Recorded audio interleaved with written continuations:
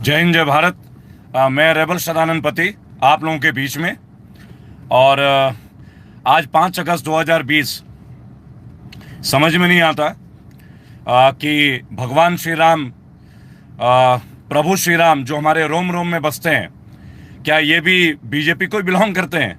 जिस तरीके से बीजेपी का डिक्लेरेशन है, बहुत बहुत बधाई हो समस्त हिंदू भाइयों को, समस्त देशवासियों को, विभिन्न धर्म के लोगों को, क्योंकि प्रभु राम जो हैं वो सत्य के प्रतीक थे, त्याग के प्रतीक थे और हैं। उस जमाने से लेकर इस काल तक प्रभु श्री राम ने जो त्याग की भावना दी लोगों में, ये कोई साधारण बात नहीं थी। असंभव थी इतना बड़ा बलिदान। अपने माता के आदेश पे 1 मिनट के अंदर उन्होंने अपना राजपाट छोड़ दिया। लेकिन आजकल के हमारे देश के राजनीति के पटल में जो लोग हैं, क्या वो त्याग और बलिदान को समझते हैं? मैं रेबल सदानंद पति एक बात पूछना चाहूंगा इस वीडियो के माध्यम से अपने देश के माननीय प्रधानमंत्री से, कि क्या हमारे देश के प्रथम नागरिक, हमारे महामहिम, हमारे राष्ट्रपति श्री रामनाथ कोविंद जी नहीं है? क्या उनके और उनके पत्नी के द्वारा यह शिलान्यास नहीं होना चाहिए था? देश के प्रधानमंत्री का एक कद है, पद की गरिमा है। यह केवल एक धर्म का प्रतीक नहीं है, वो पूरे राष्ट्र का संबोधन करते हैं, राष्ट्र का। और जहां तक मुझे लगता है, मैं एक बात आप लोगों से कहना चाहूंगा, honourable prime minister of India is not only a prime minister or person of one religion, he belongs to India, he belongs to the bigger part and the biggest part of our country. लेकिन आज हम क्या देख रहे हैं? Corona काल में आप इस कार्यक्रम को कर रहे हैं। अगर यही कार्यक्रम, अगर यही प्रोग्राम आप कोरोना के बाद करते और भव्य तरीके से करते, आप देश विदेश के प्रतिनिधि को बुलाते, विभिन्न धर्मों के लोगों को बुलाते, हवन का करते, पूजा पाठ, शिलान्यास का कार्यक्रम करते, तो लोगों को संदेश जाता। आज आपने विवाह रोका हुआ है कि विवाह में 40 से ज्यादा लोग नहीं आ सकते हैं, कोई अपने परिवार का कोई फंक्शन नहीं कर सकता as according to the rules of corona. और आप स्वयं, चूंकि अब चुनाव आ रहे हैं, अब बिहार में चुनाव है, इस कोरोना काल में आप देखिए, श्री राम तो प्राचीन काल से लेकर अनंत काल तक हमारे दिल में बसते हैं। मैं स्वयं एक हिंदू ब्राह्मण हूं और मैं इस बात से गर्वित महसूस करता हूं कि मैं उस धर्म से संबंध रखता हूं। लेकिन मुझे यह बात समझ में नहीं आती कि जिन लोगों ने राम जन्मभूमि का मीन्स जन्म दिया, जिन लोगों ने, जिन बीजेपी का आला नेताओं ने, लाल कृष्ण आडवाणी, मुरली मनोहर जोशी, उमा भारती, सुषमा स्वराज के परिवार लोग, क्या हम उस समय मोदी जी को जानते थे? लेकिन किसी बंदे की राजनीतिक पराकाष्ठा की एक सीमा होती है। आज हमें बीजेपी के तमाम पुराने लोग एक भी नजर नहीं आ रहे हैं, एक भी, जिन्होंने ये रथ यात्रा की शुरुआत की थी 1990 में। टीवी में हर जगह एक ही बात आ रही है। महेंद्र नाथ है कोई फोटोग्राफर की, 30 साल पहले मोदी जी ने बोला था कि अब मैं अयोध्या तभी आऊंगा जब राम मंदिर का ये होगा। क्यों भाई?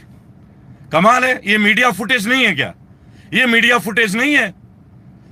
आप राम मंदिर की बात करते हैं या मोदी जी को? मुझे तो यह समझ में नहीं आता कि बीजेपी का बस चले तो भगवान श्री राम से ऊपर ही मोदी जी को दर्जा ना दे दें। भगवान श्री राम का मंदिर के लिए तो आपने मेरे पिछले हफ्ते की वीडियो देखी होगी फेसबुक में, एवं कि इस्लाम समाज के, मुस्लिम समाज के, क्रिश्चियन समाज के सारे लोग, हर कोई अभिभूत है, हर कोई प्रसन्न है इस बात से लेके। लेकिन अगर आपने ये कार्यक्रम तय समय से किया होता, कोरोना काल के पश्चात आपने विभिन्न राजनीतिक दलों के लोगों को, हमारे स्वतंत्रता सेनानियों को, विभिन्न धर्म के धर्मगुरुओं को बुलाया होता और एक भव्य कार्यक्रम की होती, तो शायद ये लगता कि आप भारतवर्ष के तरफ से संबोधित कर रहे हैं। ये नहीं लगता कि आप बीजेपी की ओर से एक पर्सनल एजेंडा के अंतर्गत किसी कार्य को कर रहे हैं। दोस्तों, मैं शुरू से ये बात बोलता आया हूं कि मैं बैड गवर्नेंस के खिलाफ हूं।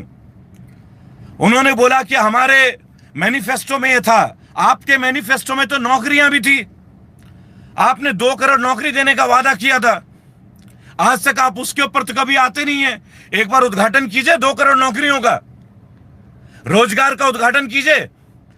अरे आप कैसे करेंगे? 10 करोड़ नौकरियां तो जा चुकी कोरोना काल में, ऑलरेडी लोगों की नौकरियां छीन गई हैं, लोग घरों में बैठ गए हैं। लेकिन अभी फिर भी, और देखिए, देश का प्रधानमंत्री का जो पद होता है, वो पद किसी मंदिर और मस्जिद के लिए नहीं होता। पहली बात, आपको देश के संविधान ने एक ऐसे जगह पे बैठाया जहां आप लाखों करोड़ों लोगों को संबोधित करते हैं, किसी एक धर्म को नहीं। पहली बात। और ये केवल आपके नहीं है, तो मैं कांग्रेस के लोगों के लिए भी ये बात बोलता हूं। भाइयों, राम जन्मभूमि का शिलान्यास हो रहा है, मुझे इस बात की प्रसन्नता है। राम मंदिर बन रहा है, मुझे इस बात की भी प्रसन्नता है। लेकिन मुझे इस बात का बेहद दुख है कि जिस तरीके से बीजेपी ने इससे प्रोपेगेंडा किया है, जैसे कि कल उमा भारती जी ने बोला कि राम जी किसी के बपौती नहीं है, आज उमा भारती को अचानक बीजेपी के खिलाफ ये गंतव्य वक्तव्य बोलने की क्या जरूरत पड़ी? क्योंकि उनको ठेस पहुंचा है। उन्हें यह दिख रहा है कि आज उमा भारती को कोई पूछ नहीं रहा। ये वही उमा भारती है जिन्होंने 1990 में अपने ज्वलंत भाषण देके लोगों को कार सेवक बनाया था, अगर आपको याद हो। आज कल्याण सिंह का नाम नहीं है, आज लाल कृष्ण आडवाणी का नाम नहीं है, आज मुरली मनोहर जोशी का नाम नहीं है, आज सुषमा स्वराज का जिक्र नहीं है। लेकिन माननीय प्रधानमंत्री जी लेट जाते तो उनकी फोटो पूरे मीडिया में आ जाती है। मीडिया फुटेज की भी एक लिमिट है। कल से मीडिया में केवल यही चल रहा है, प्रधानमंत्री जी अयोध्या जाएंगे, प्रधानमंत्री जी वहां जाएंगे। अरे भाई, भगवान श्री राम के बारे में बात कीजिए, या मोदी जी और राम जी को आप एक कर देंगे क्या? कमाल हो गया। क्या हमें कल उमा भारती जी ने बोला है कि अगर जो लोग बीजेपी को नहीं मानते हैं तो क्या प्रभु राम उनके नहीं है क्या? अरे आप विभिन्न दलों के सर्वोच्च लोगों को, माननीय सुप्रीम कोर्ट के जजेस को बुलाते, हमारे वीर स्वतंत्रता सेनानी, हमारे परमवीर चक्र के लोगों को बुलाते और उनको बुलाते हवन के लिए, तो लगता कि हाँ भाई, राम जन्मभूमि शिलान्यास जो है समस्त भारत कर रहा है। यहां तो आपके पार्टी के पदाधिकारी, आपके पार्टी के नेता बस। और जैसे कि मैंने पहले भी बोला कि हिंदू रिवाज में कोई भी पूजा नारी के बगैर अधूरा है। आप चाहे भवन का निर्माण देखें, चाहे अपने पुत्र के नामकरण का देखें, इवन आप नवरात्र का व्रत देखें, इवन दिवाली के दिन मां लक्ष्मी की पूजा देखें, गणेश जी की पूजा देखें, क्या कोई भी पूजा किसी स्त्री के बगैर पूर्ण होता है हिंदू सभ्यता में? आप कौन से हिंदू धर्म की बात करते हैं, हिंदुत्व की बात करते हैं? क्या बीजेपी का मतलब हिंदुत्व हो गया है क्या? गलतफहमी के शिकार ना रहे।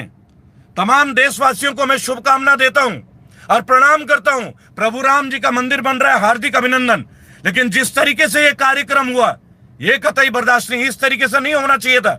इसका एक विराट रूप हम देख सकते थे, एक बहुत बड़ा तरीका हो सकता था, इसको बहुत अच्छे से ऑर्गेनाइज किया जा सकता था। कोरोना काल के बाद जब हम विभिन्न लोग, विभिन्न जाति धर्मों के लोग, विभिन्न राज्य के लोग, कश्मीर से लेकर Kanyakumari, Cambodia, Mongolia, Indonesia, Sri Lanka, जहां पे आज भी हमारे इस प्रभु राम के दिए हुए चीजों के अवलेखन मिलते हैं, अगर वो लोग आते, समस्त जगह के बिरादरी के लोग आते, तो भाइयों और बहनों कितना भव्य कार्यक्रम होता। लेकिन नहीं, ये तो एक एजेंडा है।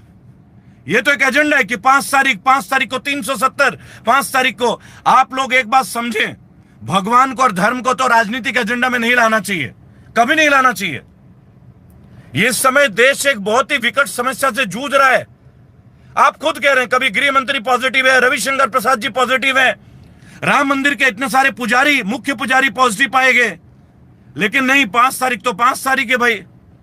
5 तारीख, 6 तारीख, 56 इंच। आप समझ रहे हैं ना मैं क्या कहना चाह रहा हूं? अभी देश को जिन चीजों की जरूरत है, वक्त है उसे गौर करने का। यह दौर है लोगों को संकट से बाहर निकालने का। यह दौर है कोरोना काल में लोगों के जख्मों में मरहम लगाने का। तब जाके कहीं हम इस देश को, इन देशवासियों को संकट के दौर से निकाल सकते हैं। लेकिन मुझे लगता है कि बीजेपी के लोगों को फिक्र ही नहीं है। यूपी में तो जैसे आतंक मचा हुआ है क्राइम का, आए दिन मर्डर, किडनैपिंग हो रहे हैं। आप राम राज्य की बात करते हैं, सबसे ज्यादा क्राइम तो अभी आपके उत्तर प्रदेश में है। लेकिन आपको अयोध्या का भी लोगों को मार्केटिंग तो करनी है। मार्केटिंग ही कर रहे हैं आप लोग, धर्म का मार्केटिंग कर रहे हैं, भगवा की मार्केटिंग कर रहे हैं कि जो बीजेपी में है तो इसका मतलब वो हिंदू है, सच्चा हिंदू है। जो बीजेपी में नहीं है, उनका तो हिंदुत्व से कोई वास्ता ही नहीं है।